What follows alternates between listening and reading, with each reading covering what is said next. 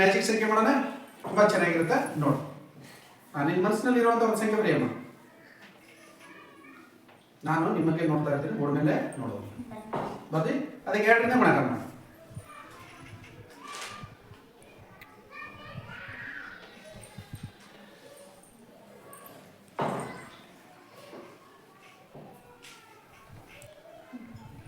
ಎರಡು ಕೂಡ್ಸೋದು, ಒಂದು ಉತ್ತರಕ್ಕೆ 2 ಕೊಡ್ಸು.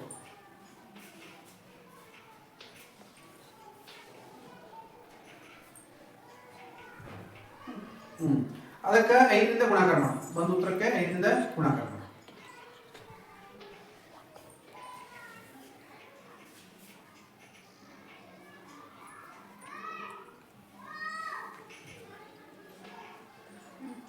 ಮಾಡಿದೆ. ಓಕೆ, ಈಗ ಆ ಬಂದ ಉತ್ತರಕ್ಕೆ 6 ಕಳಿ ಮೈನಸ್ ಮಾಡೋದು.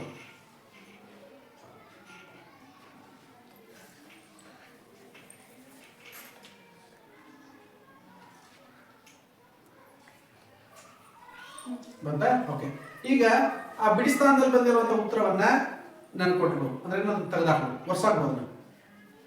ಹೊಸಾಕ್ತಿ? ಓಕೆ, ಈಗ ನೀನ್ ಮನಸ್ಸಿನಲ್ಲಿ ಇಟ್ಕೊಂಡಿರುವಂತಹ ಸಂಖ್ಯೆ ಮತ್ತು ಇಲ್ಲಿ ಬಂದಿರುವಂತಹ ಉತ್ತರದ ಸಂಖ್ಯೆ 2 ಕರೆಕ್ಟ್ ಆಗಿದಾವೆ ನೋಡ.